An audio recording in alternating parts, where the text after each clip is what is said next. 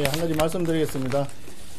우리 국민의힘에서는 최근 일부 기업의 유상증자 과정에서 발생하는 주주권 침해 문제 등 시장의 상황 변화 등을 고려해서 상법 개정안에 대해서 전향적으로 검토하기로 하였습니다. 그동안 자본시장법 개정을 대안으로 해서 대응을 해왔습니다마는 일부 기업의 행태에 대해서 자본시장법만으로는 주주 가치를 충분히 보호하는 데 한계가 있다라고 하는 지적이 있어서 상법 개정 필요성에 대한 입장을 새로 전환하도록 그렇게 했습니다. 다만 현재 더불어민주당이 일방적으로 추진 중에 있는 상법 개정안 강화안 이 부분은 민간기업에 대한 과잉 규제로 작용할 수 있는 우려가 있습니다. 기업 활동을 위축시키고 자본시장 전반에 부정적인 영향을 끼칠 우려가 크다고 하겠습니다. 또 상법 개정과 더불어서 기업과 투자자 모두에게 실질적으로 인센티브를 제공할 수 있는 세제 개혁도 패키지로 추진해야 된다고 생각을 합니다. 단순한 규제 강화가 아니라 시장 신뢰 회복과 기업 경쟁력 제고를 위한 종합적인 접근이 필요하다 이렇게 생각합니다. 구체적인 개정 방향과 정책적인 보완책에 대해서는 계속 협의해 나가도록 하겠습니다. 질문 있으시면. 오늘 비대위원장 구성 계획은 되셨을까요? 예, 비대위원장 오늘 김용태 비대위원장 임기가 마무리되기 때문에 내일은 새로운 비대위원장으로 원내대표인 제가 잠시 비대위원장을 맡아서 최고 의사결정기구를 구성하도록 그렇게 하겠습니다. 내일 전국위원회하고 상임 전국위원회를 통해서 비대위를 구성하도록 그렇게 하겠습니다. 안에서 비대위 구성 방향 설명할 수 있다고 해서 어떻게 설명해 주셨을까요? 네, 조금 전에 말씀드린 대로 비대위는 사실상 전당대회를 통해서 새로운 당 지도부가 결정될 때까지 한시적인 당 의사결정 기구가 되겠습니다.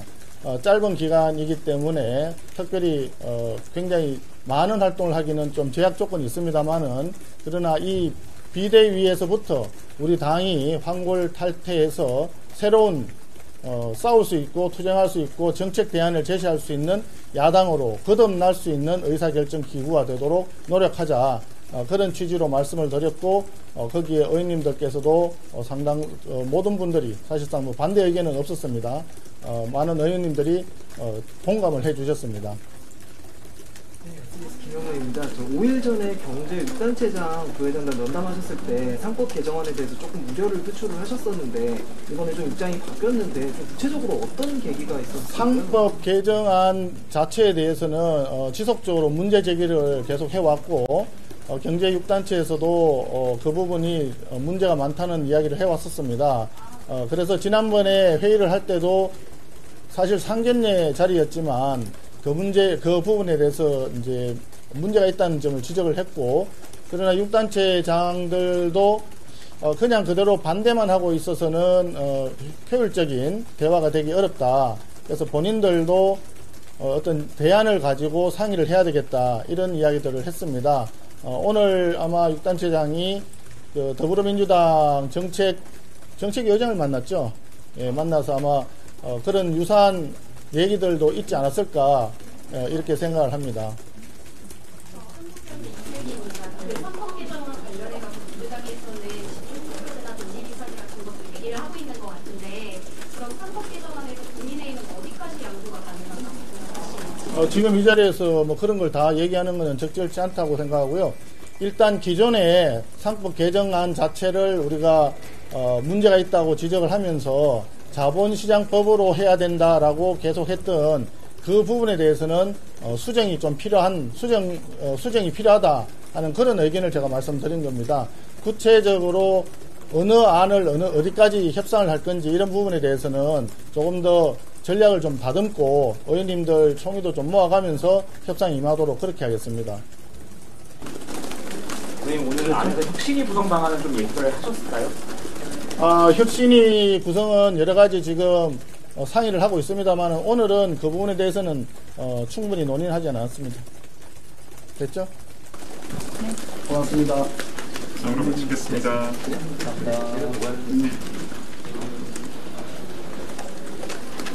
예, 국민의힘 박수민 의원입니다. 그 상법 개정안에 대해서 아마 궁금하신 게 좀 있고 해서 저희가 오늘 구체적으로 말씀드릴 수는 없는데 조금 더 배경 설명을 좀 드리겠습니다. 상법 개정안에 대한 검토를 위해서는 법 쪽에 당연히 해야 되지만 법사위가 담당하고 있죠.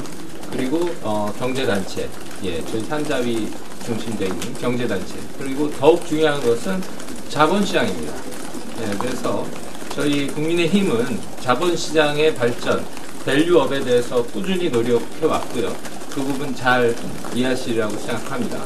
그래서 상법 개정안은 당초에 저희 보수 진영에서 사실은 먼저 검토했었습니다. 근데 대선 선거 과정에서 이재명 당시 후보, 현재 대통령께서 전향적인 모습을 취하면서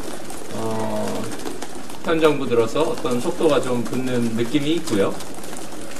속도가 빨라지고 있기 때문에 저희는 동시에 면밀히 점검하고 있습니다. 그리고 최근 자본시장의 동향을 보면 저희가 기존에 검토했던 자본시장법으로 조금 부족하다 하는 그런 느낌을 저희는 가지고 있습니다.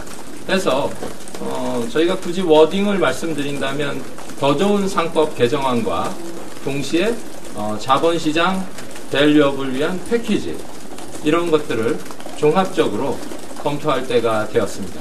그래서 지금 저희가 긍정평가하는 부분 더하기 우려하는 부분이 있습니다.